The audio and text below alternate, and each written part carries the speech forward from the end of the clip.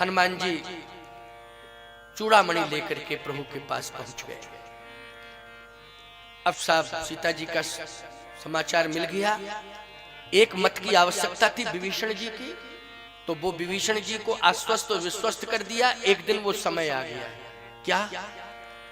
हनुमान जी मंत्र दे के आए थे विभीषण जी को। क्या दे के आए थे? मंत्र दे के आए थे। उसी मंत्र ने काम किया। विभीषण को लाने का काम किसने किया? मंत्र ने। आप कहोगे मंत्र?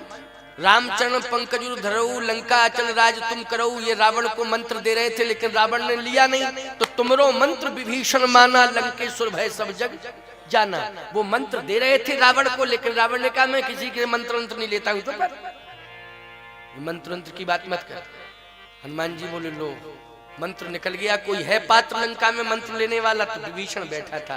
तुमरो मंत्र विभीषण माना। विभीषण जी ने उस मंत्र को तो वो मंत्र असर करता है कि नहीं करता है? वो मंत्र किससे मिलाता है? तुम्हें जल्दी बोलो। गोविंद से।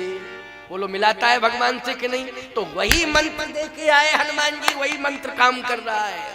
वो मत भी ला रहा है मंत्र राम जी को विजय दिलाने के लिए। तो एक दिन की घटना है, सुन लो जरा। विभीषण जी पहुंच गए रावण के दरबार में और कहते हैं भैया एक बात कह रहा हूं सुनो। हाँ बताओ क्या बात है? आप लंका पर अक्षुण राज्य करें। एकदम फेवर की बात हो जाए तो एकदम टाइट होके बैठ गया सिंहासन। मेरे फेवर की बात कर रहा है। लंका पर अक्षुण राज्य हो, आपका एक छत्र राज्य हो। हाँ हाँ हाँ हाँ, तो यही तो मेरी इच्छा है, लेकिन इसके लिए आपको करना पड़ेगा। क्या करना पड़ेगा? एक मंत्र है उसको लेना पड़ेगा। मंत्र? एक बंदर आया था मंत्र देने के लिए, तू भी मंत्र दे की बात कर रहा है। कौन सा मंत्र है? फेवर वाला मंत्र है तो दे। हाँ फेवर वाला मंत्र है। कौन सा मंत्र है? जो आपन चाहे कल्याणा, जो आपन चाहे कल्याणा, सुजस सुमति सुगति सुख नाना। तो पर नार लीलार गुसाई, और तजऊ चौथ चंदा की नाई। भैया पराई नारी के माथे में लगी हुई बेदी का सम्मान करना सीख जाओ। आप नारी का सम्मान करना सीख जाओ। उसके में मांग के सिंदूर, आपकी कीर्ति अमर रहेगी, आपका जीवन अमर रहेगा, आपकी लंका की सत्ता अक्षुण्ण रहेगी यदि आप नारी का सम्मान करना सीख जाओ। रावण कहता है नमक मेरा खाता है, तारीफ दूसरों की करता है। मम बस स्पष्टीकरण दे दिया था विभीषण ने कि जिनको तुमने हाड़ मांस की नारी समझ रखा है वो आदि शक्ति पराम्बा तिरहुत नंदिनी वैदेही जानकी वो जगत जननी है, हम सबकी माँ है। सम्मान पूर्वक उनको लौटा दो और प्रभु श्री राम के हाथों में सौंप दो। स्पष्ट रूप से कहा था विभीषण ने। तो रावण कहता है मम बस तपस्न पर प्रीति, और सच मिल जाए यही कहनीति। अस कह कीन चरण प्रहारा, अनुज गहे पद बारहि बारा। तुम पितु सरिस भले ही मोहि मारा, राम भजे हितनाथ तुम्हारा। इतना कह करके बोलो विभीषण जी चल दिए कि नहीं चल दिए? चल दिए विभीषण। और विभीषण जी चले जिन चरणन की पादुका, भरत रहे मन लाए।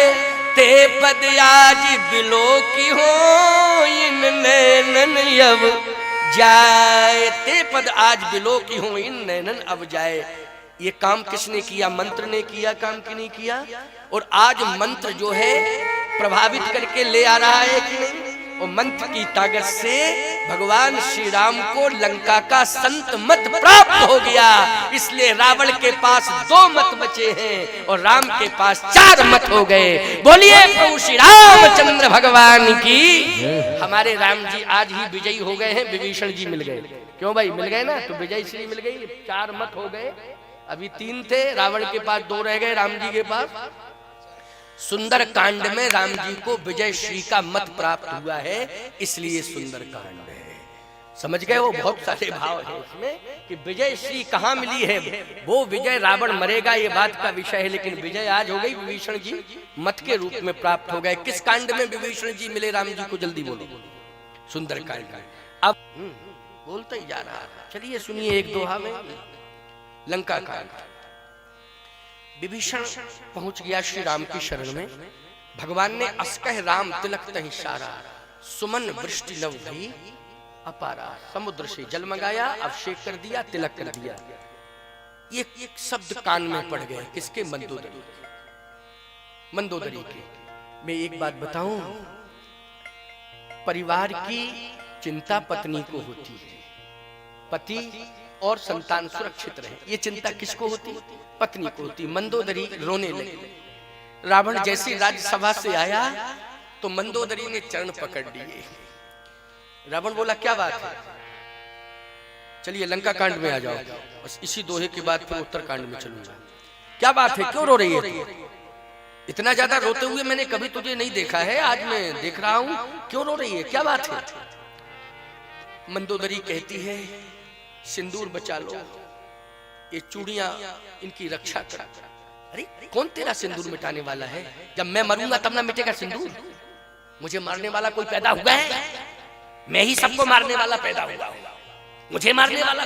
मंदोदरी बोली सुनो तो, सुनो तो, मेरी बात तो सुनो। सिंदूर बच सकता है, चूड़ियां भी सुरक्षित हो सकती है, अगर तुम मेरा मंत्र मान लो। रावण बोला ये मंत्र मेरे पीछे घूम रहा है। बंदर आया, वो भी मंत्र लेके आया, विभीषण पहुंचा, वो मंत्र, ये पत्नी भी मंत्र। ये विभीषण मंत्र दे के चला गया क्या? ये विभीषण की शरारत है मंत्र दे। कौन सा मंत्र है, बोल जल्दी। मंदोदरी बोली देखिए मानना ना मानना आपके हाथ में है, लेकिन मैं कहूंगा मंत्र। देखिए शब्द बदल गए, भाव एक ही। जो हनुमान जी कह रहे थे शब्द बदले हुए थे, भाव एक ही। विभीषण जी के शब्द बदले, भाव एक है। मंदोदरी के शब्द बदले, भाव एक ही है। एक ही भाव है तीनों का, वही मंत्र का प्रभाव है। अच्छा बोल बोल, क्या चाहती है तू? चाहती क्या है, जल्दी बोल। मेरी बात मानो तो मेरा सिंदूर बच जाएगा, मेरी चूड़ियां सुरक्षित हो जाएंगी। बात बता पहले क्या है? मंदोदरी कहती है राम है सौंपी जानकी। बोलो भाई, भाव एक ही है, शब्द बदले हुए। लंका का राम है सौंपी जानकी, नायक कमल पद्माथ, सुत कहु राज समर्प बन, जाहे भजो रघुनाथ। बोलो कितना सुंदर भाव है। जगत जननी जानकी जगतो धारणी है, मोक्षदायिनी है, हमारा तुम्हारा सबका कल्याण करने वाली है वो। तुम उनको हर करके लाए हो, हरण करके लाए हो। ये बहुत बड़ा अशुन है लंका के लिए। अभी कुछ नहीं बिगड़ा, वो बड़े कृपालु और दयालु हैं। उनका हृदय बहुत विशाल है, उदार हृदय के हैं। श्री जानकी जी को हम तुम दोनों ले चले, सम्मान पूर्वक उनके हाथ में सौंप दें और क्षमा मांग ले, और इस लंका के सिंहासन पर बैठने की आवश्यकता नहीं है। सुत कहु राज समर्प बन, हम तुम दोनों जाहे भजो रघुनाथ। हम तुम दोनों उनके नाम का भजन करें तो हमारा सिंदूर भी सुरक्षित रहेगा और चूड़ियां भी अमर रहेंगी। बस मेरी प्रार्थना है, इसको आप स्वीकार कर लो। अंतिम बात कह रही हूं, इसके बाद मैं बात नहीं करूंगी। रावण तो अभिमान से प्रेरित था। निज भुजबल में बैर बढ़ावा, और दई हो उतर जो रिप आवा। एक मेरी भुजा, इन भुजाओं में कितनी बड़ी ताकत है। ये भुजाएं लंका में राम को आने दो, लंका की धूल चटा देंगी मेरी भुजाएं। मंदोदरी बोली ज्यादा बात मत किया करो। तुम्हारी भुजाओं में अगर ताकत होती तो धनुष तोड़ने गए थे, तोड़े क्यों नहीं? तब तुम्हारी भुजाएं कहां चली गई थी? जनकपुर तो गए थे, रावण बाण छुआ नहीं चापा, तुम्हारी भुजाएं धनुष को नहीं छू पाई। तब तुम्हारी भुजाएं कहां गई थी? बल कहां गया था? रावण बोला मेरा मूड ऑफ था उस समय, इसलिए मूड ने काम नहीं किया, मैं बैक होके चला आया। ये तो मूड की बात। मंदोदरी बोली हरने में मूड काम कर गया और धनुष तोड़ने में मूड काम नहीं किया। धिक्कार है तुम्हारे मूड को। हाँ भाई, हरण करने में तुम्हारा मूड काम कर गया और धनुष तोड़ने में तुम्हारा मूड काम नहीं किया। अरे सीता जी को लाना ही था तो पिताजी के सामने, जनक जी के सामने धनुष तोड़ देते, क्यों भाई, और ले आते, कोई दिक्कत नहीं थी। जो धनुष को तोड़ेगा उसी के साथ बेटी का विवाह कर दूंगा। तब तुम्हारी भुजा काम नहीं की। सुनो मेरी बात को, तुमने उनकी महिमा को नहीं समझ पाया। तुम्हारी भुजाओं में कोई ताकत नहीं है। उनकी भुजा तो बहुत बड़ी, पूरा ब्रह्मांड उनकी भुजाओं में, पूरा ब्रह्मांड, इतनी बड़ी विशाल भुजाएं हैं कि वो ब्रह्मांड ही उनकी भुजाओं में है। उनके छोटे भाई की भुजा ने, लक्ष्मण की भुजा ने एक रेखा खींच दी थी, लेकिन तुम्हारी भुजा रेखा के अंदर नहीं जा पाई। रामानुज लघु रेख खिंचाई और सो नहीं नाघेउअस मन शाई। रावण बोला उस समय भी मेरा मूड ऑफ था तो मैं बैक हो गया, लेकिन मैंने जिस समय सीता को ललकारा तो सीता ही रेखा के बाहर आ गई और मैं हरण करके ले आया। मंदोदरी बोली अब अंतिम बात सुन लो, तुम्हारा विनाश आ गया है। निश्चित लंका का, पूरा लंका का विनाश होगा। विनाश का समय आ चुका है तुम्हारा, इसलिए इस भाषा को बोल रहे हो। सिंधु तरो उनको बनरा, तुम पे धनुरेख गई न तरी। तुम बारिद बांधत सो न बंधो, उन बारिद बांध के बाट करी। तेलन तूलन लंक जरी, न जरी सब लंक जराए जरी। तेलन तूलन पूछ जरी, न जरी सब लंक जराए जरी। और श्री रघुवीर प्रताप की महिमा तुम्हें 10 कंठ न जान परी। श्री रघुवीर प्रताप की महिमा तुम्हें 10 कंठ न जान परी। उनका बंदर समुद्र पार करके आया, लेकिन तुमने कितने सालों से प्रयास किया कि समुद्र पर पुल बना दें, आज तक तुम पुल नहीं बना पाए। और उन्होंने पुल का निर्माण कर दिया और पूरी सेना के साथ लंका में आ गए। समुद्र लांग गया बंदर और उन्होंने पुल का निर्माण कर दिया, सेना भी आ गई है। तुमने अभी तक पुल का निर्माण नहीं कर पाया। और तुमसे ज्यादा बुद्धिहीन संसार में कोई नहीं है, क्योंकि बंदर आया, कुछ लेके नहीं आया था रामादल से, लेकिन तुमने ही सब कुछ उपलब्ध कराया, घी तेल दिया सलाई सब।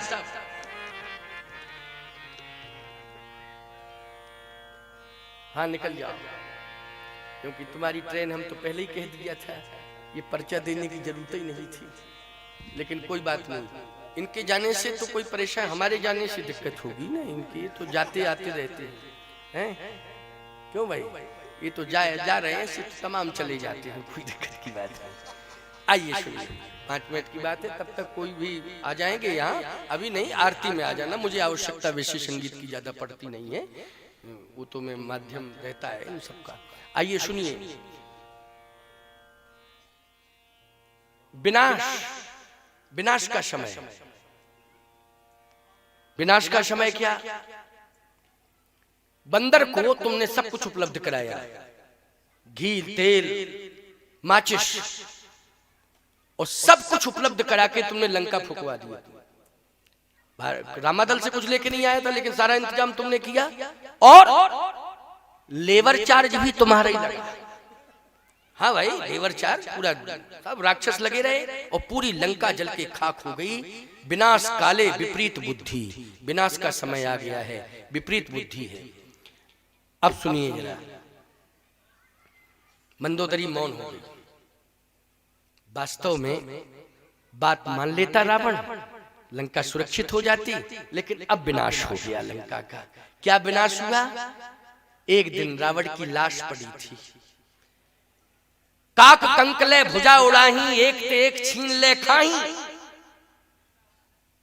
अब आप देखिए, इतना बड़ा बाहुबली, लेकिन काक कंकले भुजा उड़ाही, एक ते एक छीन ले खाही। एक कौआ आता है, रावण की भुजा को छीनता है, दूसरा कौआ उससे छीन लेता है, फिर एक कौआ वापस लौटता है, फिर भुजा को ले जाता है। बोलो ये दुर्दशा हो रही है कि नहीं हो रही है? ये रावण की लाश की दुर्दशा हो रही है। मंदोदरी देख रही है तमाशा, ये क्या हो रहा है? कौआ भुजा ले जा रहे हैं उड़ा उड़ा के। मंदोदरी आती है, अपना माथा पटक देती है और कहती क्या है, राम विमुख यश हाल तुम्हारा, रहा न को कुल रोवनिहारा। ये राम विमुक्ता का परिणाम है कि आज कोई रोने वाला तक नहीं रहा। अगर मेरी बात उस दिन माने होते तो ये परिणाम सामने नहीं आता, लेकिन राम विमुक्ता का ये परिणाम है। मंदोदरी बार बार इसी बात को कह रही थी, धिक्कार रही थी। कहने का तात्पर्य मेरा ये है कि अगर पत्नी अच्छी बात कह रही हो तो जरूर मानना चाहिए। मानना चाहिए कि नहीं? उसे दुत्कारना नहीं चाहिए, उस बात का बहिष्कार नहीं करना चाहिए। अच्छी बात, कोई पुत्र भी अगर अच्छी बात कह रहा है, प्रहस्त ने, रावण के पुत्र ने, प्रहस्त ने भी समझाया था, प्रहस्त की ही बात मान जाता, लेकिन किसी की बात नहीं मानी, विनाश हो गया। शंकर जी ने खुद समझाया, साहब हनुमान बनकर के, तो शंकर जी ने हनुमान बनकर के समझाया, गुरु ने समझाया शिष्य को, लेकिन किसी की बात नहीं मानी। अच्छी बात ना मानने का परिणाम एतावता विनाश ही होता है। यह है लंका कांड का संकेत। अब चलिए थोड़ा उत्तरकांड में। भरत जी महाराज, रहा एक दिन अवधि अधारा, और समझत मन दुख भयउ अपारा, कारण कवन नाथ नहीं आयु, जान कुटिल की धुमोहि बिसरायु। कारण क्या है कि प्रभु नहीं आए, मैं कुटिल हूं इसलिए नहीं आए, अब मुझे जिंदा नहीं रहना चाहिए, जीवित नहीं रहना चाहिए, ऐसा सोच ही रहे थे। उत्तरकांड में हनुमान जी पहुंच गए। राम विरह सागर मह भरत मगन मन होत, विप्र रूप धरि पवन सुत आए गए उजन। उसी समय हनुमान जी प्रकट हो गए। हनुमान जी ने कहा, ए महाभाग, ठहरो ठहरो, रुको रुको, प्राण गंवाने की आवश्यकता नहीं है। किसके पीछे प्राण गंवा रहे हो? कहा, मेरे प्रभु नहीं आए। प्रभु तो आ गए, आ गए हैं। तब तक अयोध्या के लोग थे, बोले नहीं नहीं नहीं, अभी नहीं आए, ये तो कोई समाचार सुनाने वाला है। प्रभु कहाँ है? हनुमान जी बोले, प्रभु आ गए हैं, आंख खोल के देखो ना, प्रभु आ गए हैं। अयोध्या वासियों ने कहा, यहां तो दिखाई नहीं दे रहे हैं, वो आए होते तो दिखाई देते। भरत जी ने कहा कि असत्य बोलोगे, प्रभु का दर्शन नहीं होगा तो श्राप दे दूंगा, और नहीं तो स्पष्ट बोलो। हनुमान जी ने कहा, स्पष्ट बोल रहा हूं, प्रभु आ गए, प्रभु आ गए, प्रभु आ गए। श्राप तब ना दोगे जब प्रभु नहीं मिलेंगे, जब प्रभु मिल जाए तो काहे की श्राप? भरत जी ने कहा, तो मैं आंख खोल के देख रहा हूं, लेकिन मुझे प्रभु का दर्शन होना चाहिए। हनुमान जी ने कहा, आंख खोलोगे तो प्रभु का दर्शन होगा, बस शर्त एक है। क्या? आंख खोल करके देखो, प्रभु मिलेंगे। विमान वाले प्रभु नहीं मिलेंगे, हनुमान वाले प्रभु मिलेंगे, जो हनुमान के हृदय में सदा बैठे रहते हैं, उनका दर्शन होगा। भरत जी ने आंख खोली, हनुमान जी ने अपना सीना फाड़ दिया, और जैसे सीना फाड़ा तो भरत जी को प्रभु राम का दर्शन हो गया। बोलिए श्री हनुमान जी महाराज की। दर्शन हो गया प्यारे। आज गोस्वामी जी कहते हैं, कपितो दरस सकल दुख बीते, मिले आज मोहि राम प्रीते। मुझे आज राम मिल गए, विमान वाले राम नहीं, हनुमान वाले राम मिल गए। और हृदय से लगा लिया, ये मिलन भरत जी का हनुमान जी का नहीं है, ये मिलन तो भरत जी का और राम जी का है, क्योंकि हृदय में राम बैठे ना, हृदय से हृदय मिल रहा है। इतने में विमान आ गया, और जैसे विमान आया, अयोध्या वासी प्रसन्न है, जय जयकार होने लगी, प्रभु श्री राम की जय हो, जय हो, जय हो, जय हो, प्रभु आ गए, प्रभु आ गए। भरत जी ने जैसे सुना प्रभु आ गए, दौड़ पड़े, विमान से भगवान उतरे। गुरुदेव का दर्शन हुआ तो धाय धरे गुरु चरण सरोरे, अनुज सहित अति पुलक तनोरे। भगवान ने गुरुदेव को साष्टांग प्रणिपात किया। अब गुरुदेव ने कहा, हे राम भद्रजू, विलंब मत करो, आज सुदिन शुभ घड़ी सुहाई, आज सुदिन शुभ घड़ी है, राज्याभिषेक होना है, आज इसी मुहूर्त में होना चाहिए, और ठीक समय से आप आ गए। अब सिंहासन इंतजार कर रहा है, सिंहासन को स्वीकार करो। भगवान राम ने कहा गुरुदेव सिंहासन आपकी आज्ञा है इसलिए मैं स्वीकार कर रहा हूं।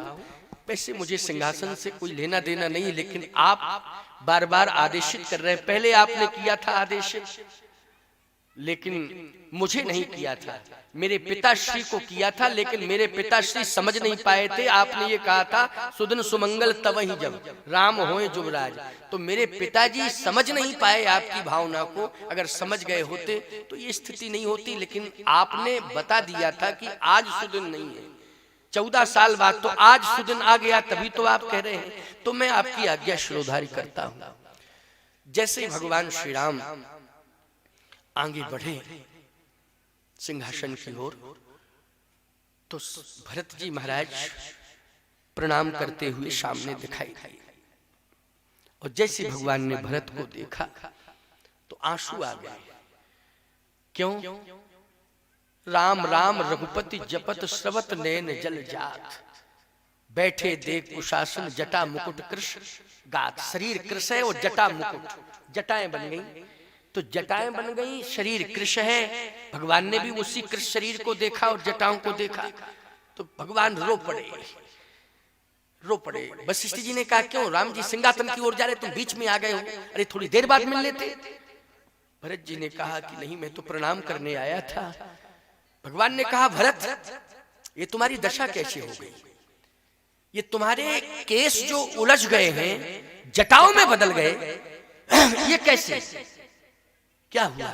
इसका मतलब है अयोध्या के सेवकों ने तुम्हें राजा नहीं माना है। मैंने तो 14 साल के लिए तुम्हें वैकल्पिक व्यवस्थापक राजा के रूप में चुना था, अयोध्या के सेवकों ने राजा नहीं माना। 14 साल तक यदि राजा माने होते तो सेवक राजा का श्रृंगार करते हैं। ये दशा ही नहीं होती है। जिन केशों में तेल कंघी का प्रयोग किया जाता है वो केस कभी उलझते नहीं है, जटाओं में परिणित नहीं होते। लेकिन जटाओं में अगर परिणित हुए हैं तो इसका मूल कारण यही है, मुख्य कारण यही है कि किसी ने तेल कंघी का प्रयोग नहीं किया। सेवकों का धर्म था ये। भरत जी ने कहा नहीं प्रभु, किसी सेवक को दोष मत दो। फिर ये आपको मेरे केस उलझे हुए दिखाई दे रहे हैं, ये केस समस्याओं को भी कहते हैं। अच्छा बोलो भाई, ये जितनी अदालतों में केस चल रहे हैं वो जटा चल रही, जटा क्यों है? ये जटाओं के केस चल रहे हैं क्या कि समस्याओं के केस हैं? जल्दी बोलो, समस्याओं के केस हैं। बोलो भाई, अदालत तक पहुंच गए। और सबसे ज्यादा यदि देखा जाए तो हर प्रदेश में भाई भाई के केस ज्यादा है, भाई भाई के मुकदमे ज्यादा चल रहे हैं। भरत जी ने कहा ये समस्याएं उलझी हैं भरत की, ये जो केस उलझे हुए दिखाई दे रहे हैं ये समस्याएं उलझी हैं। भगवान राम ने कहा लेकिन राजा की अगर कोई समस्या होती है तो मंत्री इसलिए बनाए जाते हैं कि वो सहयोग करें और समस्या को सुलझाएं। इसका मतलब है अयोध्या के मंत्रियों, तुम नाकाम सिद्ध हुए हो, तुमने समस्या को सुलझाने में सहयोग नहीं किया है, भरत का विरोध किया है तुमने। मैं तुम्हें कैसे स्वीकार करूंगा? मंत्री सब हाथ जोड़ने लगे, गलती हो तो पूछ लो। भरत जी बोले इनका कोई दोष नहीं मंत्रियों का, फिर तुम्हारी समस्या कैसे उलझी रह गई? सुलझना चाहिए थी। भरत जी ने कहा प्रभु सारी दुनिया को इस राज्याभिषेक से एक संदेश मिल जाए, क्या कि भाई भाई की जब समस्या हो तो उस भाई की समस्या को ना पड़ोसी सुलझा सकता है, ना उस समस्या को कोई रिश्तेदार सुलझा सकता है, ना उस भाई की समस्या को कोई अदालत सुलझा सकती है। अगर भाई की उलझी हुई समस्या को कोई सुलझा सकता है तो केवल भाई सुलझा सकता है और दुनिया में कोई नहीं सुलझा सकता है। इसलिए आज मेरा भाई छोटे भाई की समस्या सुलझाने के लिए आ गया है, अब तो आप ही सुलझाएंगे। भगवान ने कहा सिंहासन पर बाद में बैठूंगा, पहले तुम्हारी समस्या सुलझाऊंगा। पुण्य करुणा निधि अरे भरत हकारे ओ निज कर राम जटा निर्वारे। बोलो निर्वारने का मतलब क्या है? समस्याओं को सुलझाना। भगवान राम ने एक एक केस को सुलझा दिया साहब, समस्या सुलझ गई। बोलो सुलझ गई समस्या कि नहीं? अब जब समस्या भाई भाई की सुलझेगी तभी रामराज जाएगा कि नहीं? अब रामराज होगा, कायदे से होगा, नियम से। पहुंच गए भगवान राम सिंहासन के पास। गोस्वामी जी कहते हैं, वशिष्ठ जी कह रहे, सब दुज देहु हरस अनुशासन और बैठे रामचंद्र सिंहासन। थोड़ा सा पूजन कर लो, यजमान बंधु आए, यजमान दंपति आए और पूजन करें, पादुकाओं का पूजन करो, क्योंकि पादुकाएं 14 साल तक राज्य का संचालन की हैं, इसलिए मुख्य रूप से पादुकाओं को ये अधिकार है, उनको उनके पूजन का ही प्रथम अधिकार मिलता है, इसलिए थोड़ा सा पूजन कर लो बस। सब दुज देहु हरस अनुशासन और बैठे रामचंद्र सिंहासन। भगवान राम आज गुरुदेव की आज्ञा से, गुरुदेव ने कहा सभी ब्राह्मण स्वस्ति वाचन करें, सभी वैदिक ब्राह्मणों ने स्वस्ति वाचन किया। साहब भगवान श्री राम सिंहासन पर बैठे, बोलिए राजा रामचंद्र भगवान की। सिंहासन पर जैसे बैठे परिवर्तन क्या हुआ? राम राज बैठे त्रैलोका, हर्षित भयउ गयउ सब शोका, बैर न कर काहूषण कोई, राम प्रताप विषमता खोई, सब नर करहि परस्पर प्रीति, चलहि स्वधर्म निरत श्रुति नीति, नहीं दरिद्र को दुखी न दीना, नहीं को अबुध न लक्षण हीना, सब नर करहि परस्पर प्रीति, चलहि सुधर्म निरत श्रुति नीति, दैहिक दैविक भौतिक तापा और राम राज का हुए नहीं व्यापार। इसलिए राम राज बैठे त्रैलोका, हर्षित भयउ गयउ सब शोका। बोलिए राजा रामचंद्र भगवान की। याद रखना, त्रैताप नष्ट हो गए, दैहिक दैविक भौतिक। तो केवल मैहर के ही नहीं, सतना के ही नहीं, मध्य प्रदेश के ही नहीं, पूरे देश के ही नहीं, विश्व के ही नहीं, त्रैलोका, त्रिभुवन का दैहिक दैविक भौतिक ये त्रैताप नष्ट हो गया। आज मैं इस मंच से अनंत शुभकामनाओं के साथ राम राज्य की अनंत शुभकामनाएं भेंट करता हूं, आप सबको प्रेषित करता हूं, अनंत शुभकामनाएं देता हूं कि आपके जीवन का दैहिक दैविक भौतिक ये त्रैताप राम राज्य की कथा सुन करके नष्ट हो जाएगा, दूर चला जाएगा। और कथा सुन के तो भाग ही गया होगा, लेकिन कभी आपके जीवन में ये त्रैताप अपना प्रभाव न दिखा पावे, इसके लिए राम राज्य की अनंत शुभकामनाएं। समय आज बहुत हुआ है, 8 बज ही गए हैं, लगभग 3 मिनट कम 8। आज का सबसे ज्यादा समय कथा में ही गया, कोई बात नहीं, राज्याभिषेक था, कथा पूर्ण हुई। आप सबने 9 दिन तक लगातार कथा श्रवण की और आपने विशेषानंद लिया। उपस्थिति आपकी व्यस्त समय में भी आपकी उपस्थिति नित्य पर्याप्त होती रही, आपके मन में जिज्ञासा बनी रही और आप ऐसे कथा सुने मूर्त मंत्र तपस्या जैसी, इस तरह से मूर्तिवत होकर के आपने कथा श्रवण की। आपको बहुत बहुत शुभकामनाएं, बहुत बहुत साधुवाद। आज हमारे संत महंतगण चित्रकूट धाम से पधारे, अन्य क्षेत्र से भी बहुत सारे क्षेत्रों से महंतगण साधुजन पधारे, सभी को मेरी दंडवत इस मंच से।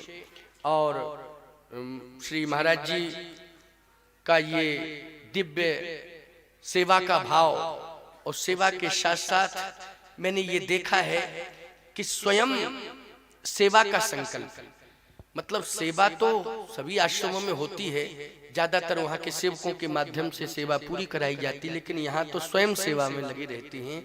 ये भाव बड़ा उत्कृष्ट है, बहुत ही दिव्याति दिव्य है। मैं इस स्वभाव से बहुत प्रभावित हूँ, इसलिए विनम्रता पूर्वक महाराज को भी सादर दंडवत है और सभी संतों को बार बार दंडवत है और आप सबको हृदय से साधुवाद और आशीर्वाद है।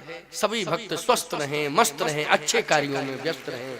अनंत शुभकामनाओं के साथ 2 बार भगवत नाम संकीर्तन, इसके बाद भगवान की आरती, आरती के बाद में फिर आप लोग जैसी महाराज जी घोषणा करेंगे या जो भी ध्वनि विस्तारक यंत्र से कुछ 2 शब्दों में कहना चाहेंगे तो वो कह सकते हैं। मैं 2 बार कीर्तन कराऊं, इसके बाद में महाराज श्री का उद्बोधन, तत्पश्चात आरती।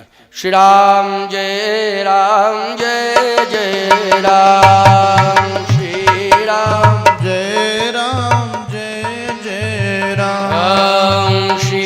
राम जय राम जय जय राम श्री राम जय राम जय जय राम श्री राम जय राम जय जय राम श्री राम जय राम जय जय राम श्री राम जय राम जय जय राम श्री राम जय राम जय जय राम श्री राम जय राम जय जय राम श्री राम जय राम जय जय राम श्री राम जय राम जय जय राम श्री राम जय